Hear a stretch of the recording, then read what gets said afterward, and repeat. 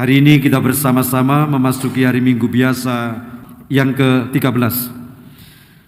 Bapak, Ibu, Saudara-saudari terkasih, kita sadar, kita tahu bahwa mengikuti Yesus, pengalaman kita berbicara adalah sungguh tidaklah mudah, bahkan sangat sulit.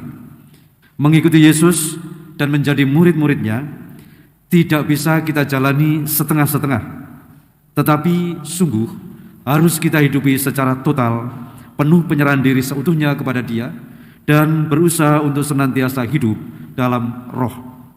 Inilah yang menjadi tuntutan bagi setiap orang yang ingin menjadi murid Yesus, sebagaimana akan kita dengarkan dalam bacaan hari ini. Menyadari bahwa seringkali kita masih kurang mampu untuk menjadi murid-murid Yesus sebagaimana dikehendaki oleh Yesus sendiri.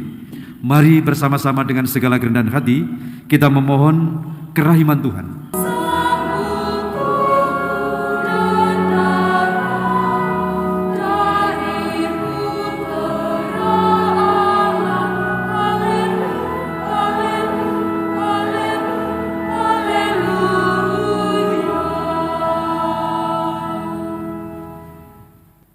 Dalam nama Bapa dan Putra dan Roh Kudus. Amin. Semoga rahmat Tuhan kita Yesus Kristus, cinta kasih Allah, dan persekutuan Roh Kudus bersamamu. Dan bersama rohmu. Bapak, Ibu, Saudara-saudari yang terkasih, hari ini kita bersama-sama memasuki hari Minggu biasa yang ke-8, yang ke-13. Bapak, Ibu, Saudara-saudari terkasih, kita sadar, kita tahu bahwa mengikuti Yesus, pengalaman kita berbicara adalah sungguh tidaklah mudah, bahkan sangat sulit. Mengikuti Yesus dan menjadi murid-muridnya tidak bisa kita jalani setengah-setengah, tetapi sungguh harus kita hidupi secara total, penuh penyerahan diri seutuhnya kepada Dia, dan berusaha untuk senantiasa hidup dalam roh. Inilah yang menjadi tuntutan bagi setiap orang yang ingin menjadi murid Yesus, sebagaimana akan kita dengarkan dalam bacaan hari ini. Menyadari bahwa seringkali kita masih kurang mampu untuk menjadi murid-murid Yesus sebagaimana dikehendaki oleh Yesus sendiri. Maka di awal perayaan Ekaristi Kudus ini, mari bersama-sama dengan segala kerendahan hati kita memohon kerahiman Tuhan atas segala kesalahan dan dosa kita. Saya mengaku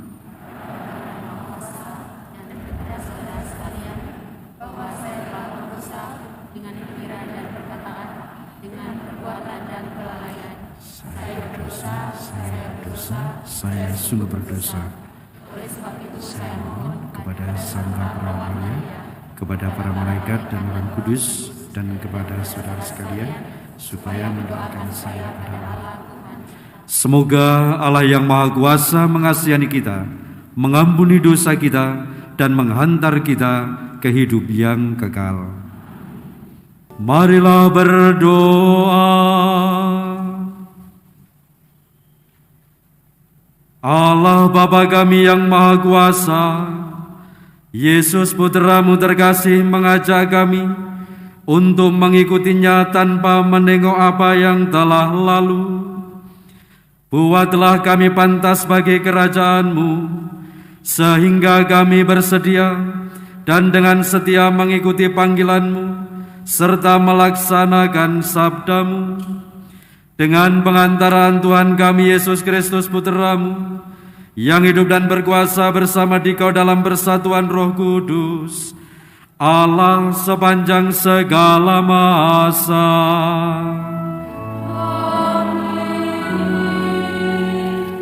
Kita dengarkan firman Tuhan. Bacaan dari kitab pertama Raja-Raja. Sekali peristiwa, Tuhan berkata kepada Nabi Elia, Elisa bin Safat dari Abel Mehola harus keurapi menjadi nabi menggantikan engkau. Maka pergilah Elia menemui Elisa bin Safat. Pada waktu itu, Elisa sedang membajak dengan 12 pasang lembu, dan ia sendiri mengendalikan yang ke-12. Elia lewat di dekatnya dan melemparkan jubahnya kepada Elisa. Segera Elisa meninggalkan lembu-lembunya, mengejar Elia dan berkata, "Perkenankanlah aku mencium ayah ibuku dahulu, lalu aku akan mengikuti engkau." Jawab Elia kepadanya, "Baiklah, pulanglah dahulu, dan ingatlah apa yang telah kuperbuat kepadamu." Elisa lalu meninggalkan Elia, mengambil pasangan lembu itu dan menyembelihnya. Lalu ia memasak dagingnya dengan kayu bacak itu sebagai kayu api dan memberikan daging itu kepada orang-orangnya, dan mereka pun memakannya. Sesudah itu bersiaplah Elisa, lalu mengikuti Elia dan menjadi pelayannya. Demikianlah sabda Tuhan. Syukur kepada Allah. Ya Tuhan, Engkaulah bagian warisanku. Ya Tuhan, Engkaulah bagian warisanku. Jagalah aku ya Allah, sebab padamu aku berlindung. Aku berkata kepada Tuhan, Engkaulah Tuhanku. Engkaulah bagian warisan dan pialaku. Engkau sendirilah yang meneguhkan bagian yang diundikan kepadaku.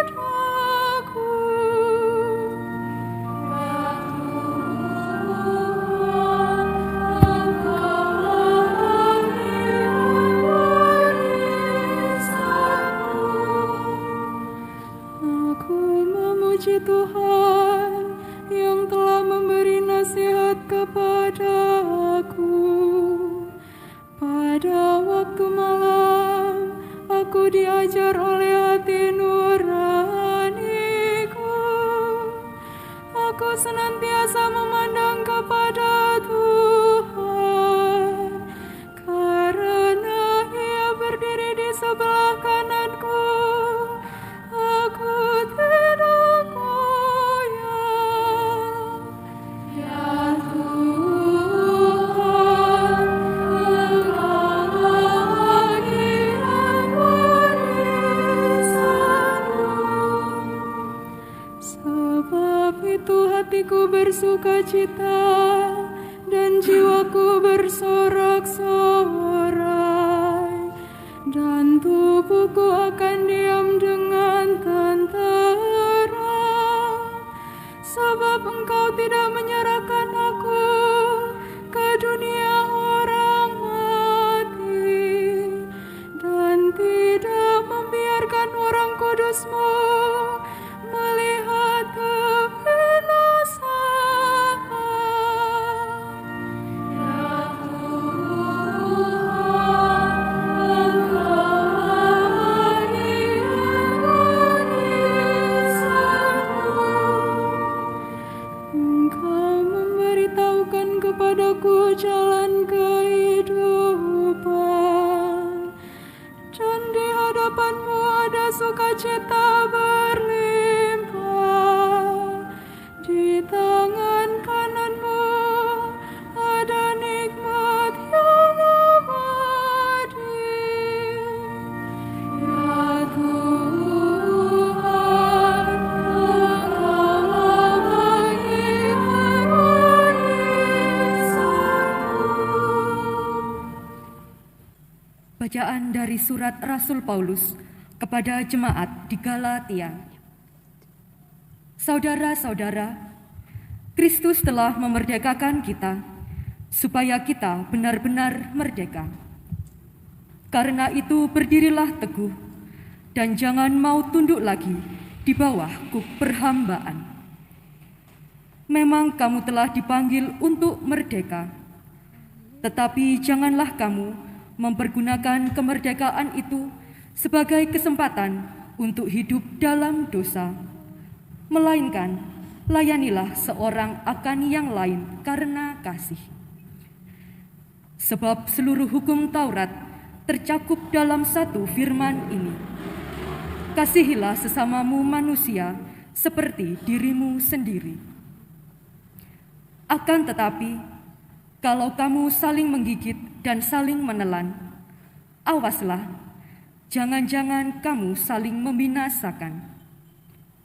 Maksudku ialah, hiduplah oleh Roh, maka kamu tidak akan menuruti keinginan daging.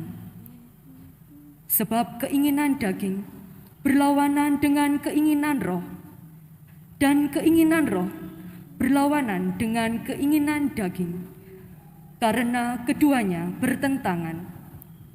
Sehingga setiap kali kamu tidak melakukan apa yang kamu kehendaki.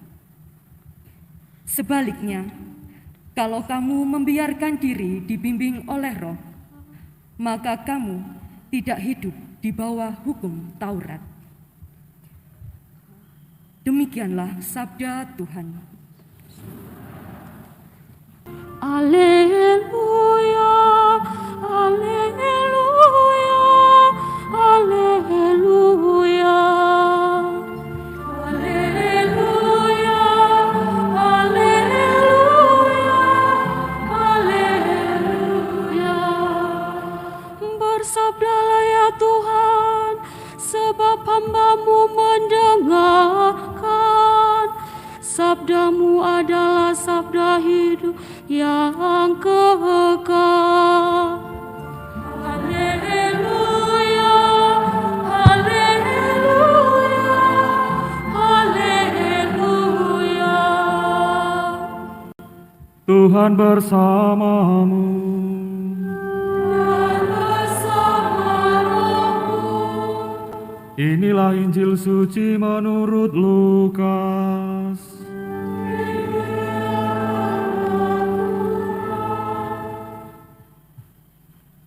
Ketika hampir tiba waktunya diangkat ke surga, Yesus mengarahkan pandangannya untuk pergi ke Yerusalem.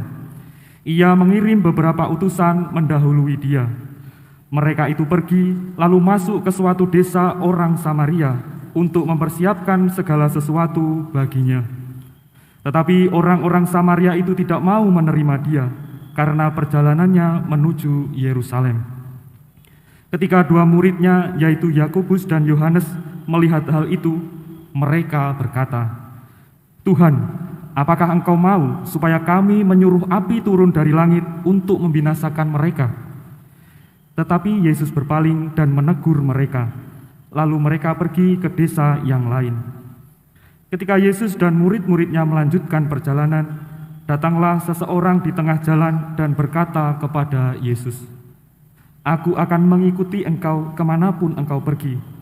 Yesus berkata kepadanya, "Rubah mempunyai liang dan burung mempunyai sarang, tetapi Putra Manusia tidak mempunyai tempat untuk meletakkan kepalanya." Lalu kepada seorang lain Yesus berkata, "Ikutlah aku." Tetapi orang itu berkata, "Tuhan, izinkanlah aku pergi dahulu menguburkan Bapakku." Tetapi Yesus menjawab, "Biarlah orang mati menguburkan orang mati, tetapi engkau pergilah dan beritakanlah kerajaan Allah di mana-mana." Lalu seorang lain lagi berkata, "Tuhan, aku akan mengikuti Engkau, tetapi izinkanlah aku pamitan dahulu dengan keluargaku." Tetapi Yesus berkata kepadanya, "Setiap orang yang siap untuk membajak tetapi menoleh ke belakang tidak layak untuk kerajaan Allah." Demikianlah sabda Tuhan. Terpujilah Kristus.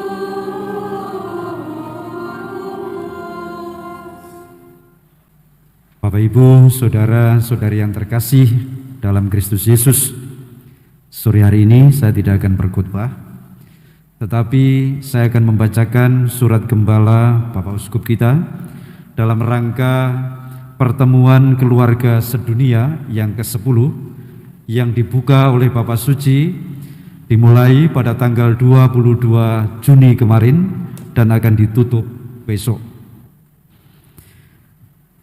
Saudara-saudari yang terkasih, dalam rangka memperingati 50 tahun terbitnya surat apostolik Sukacita Kasih pada tanggal 19 Maret 2022 yang lalu, Paus Fransiskus telah mencanangkan perayaan Tahun Keluarga Amoris Laetitia, suatu tahun yang didedikasikan untuk merefleksikan dan merayakan secara istimewa persekutuan kasih dalam keluarga.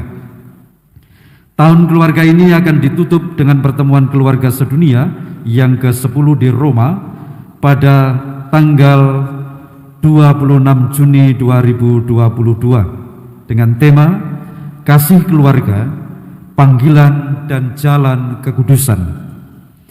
Paus Fransiskus mengundang seluruh gereja untuk ikut merayakannya, baik dengan mengikuti serangkaian acara yang disiarkan secara daring dari Roma ke seluruh dunia, maupun dengan mengadakan pertemuan-pertemuan sejenis pada tingkat keuskupan. Selama hampir 3 bulan, paroki-paroki sekeuskupan Malang diminta untuk berdoa bagi kesejahteraan keluarga, mengadakan berbagai kegiatan dengan tema keluarga, dan merefleksikan beberapa gagasan yang berkaitan dengan panggilan setiap orang untuk menjadi kudus dengan menghayati kasih dalam keluarga. Marilah kita lihat sekilas bagaimana kita dapat memahami kaitan antara kekudusan dan kasih dalam keluarga. Dalam kitab Imamat bab 11 ayat 45, Tuhan bersabda, "Jadilah kudus, sebab aku ini kudus." Dan dalam Matius bab 5 ayat 48, Yesus bersabda, "Haruslah kamu sempurna, sama seperti Bapamu yang di surga adalah sempurna." Panggilan manusia untuk menjadi kudus dan sempurna ini terus-menerus diulang oleh Allah dengan berbagai macam cara. Manusia dipanggil untuk menjadi kudus karena Tuhan adalah kudus.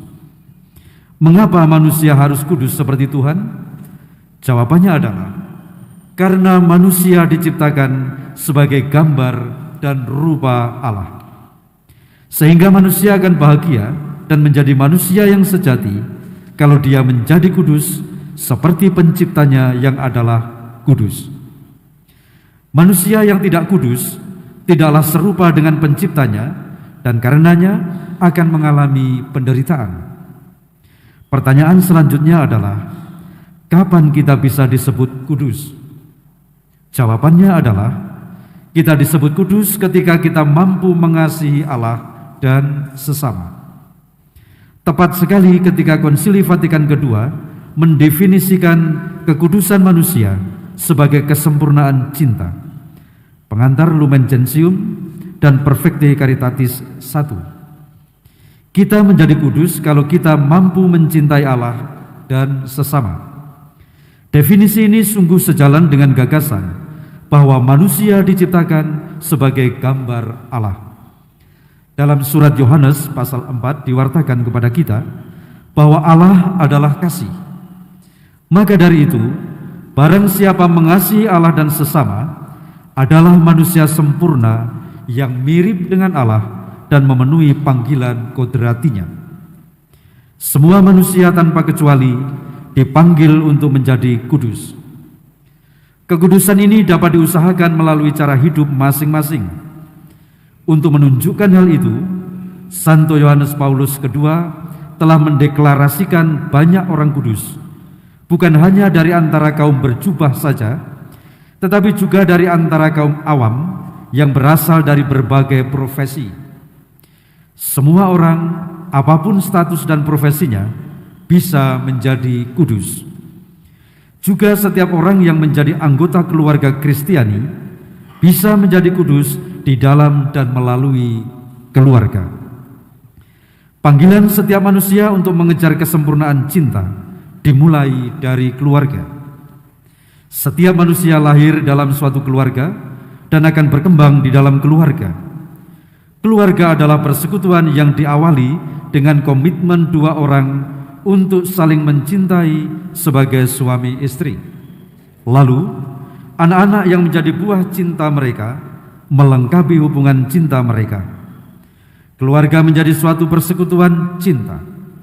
Masing-masing dipanggil untuk mencintai satu sama lain. Hubungan darah membuat cinta mereka itu begitu alami. Dalam membina cinta itulah setiap manusia bisa menjadi kudus. Setiap keluarga menjadi sekolah cinta. Di sanalah seharusnya seorang manusia merasakan dicintai dan dengan demikian dimampukan untuk mencintai orang lain. Dalam keluarga, orang bisa belajar mencintai dengan tulus. Cinta membutuhkan pengertian timbal balik, pengorbanan, pelayanan, bahkan penderitaan. Cinta yang sejati juga menuntut kesediaan untuk mengampuni pihak yang bersalah. Tidak ada manusia yang sempurna.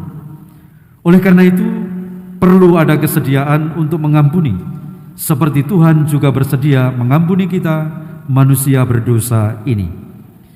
Dalam usaha mengejar kekudusan lewat keluarga, patutlah setiap keluarga Kristiani memandang keluarga kudus di Nazaret yang merupakan persekutuan kasih yang sempurna. Di sanalah kita menemukan orang-orang yang berani mencintai sesama dengan tulus, tanpa pamrih dan penuh pengorbanan. Semoga keluarga-keluarga di Keuskupan Malang berkembang dalam kekudusan, dilindungi Tuhan, dan menghasilkan buah-buah positif bagi gereja dan negara. Selamat merayakan pertemuan keluarga sedunia yang ke-10. Tuhan memberkati. Agunglah misteri iman kita, penyelamat dunia.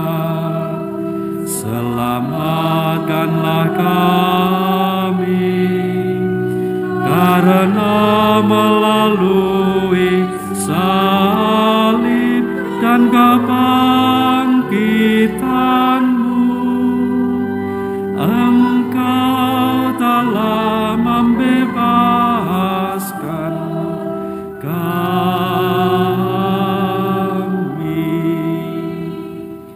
Marilah berdoa. Allah Bapa kami di surga, semoga kami dapat berpegang teguh pada harapan yang ditimbulkan oleh sabda-Mu. Semoga hidup kami ini ditandai iman mantap akan Dikau yang menciptakan kami untuk hidup dengan pengantaran Kristus Tuhan kami.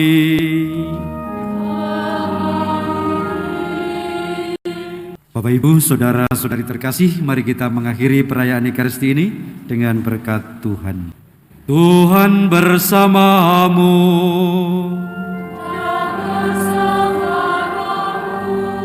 Semoga Allah yang Maha Kuasa memberkati saudara-saudari, Bapa dan Putra dan Roh Kudus. Saudara-saudari terkasih, pergilah dalam damai sambil memuliakan Tuhan dengan hidupmu. Syukur kepada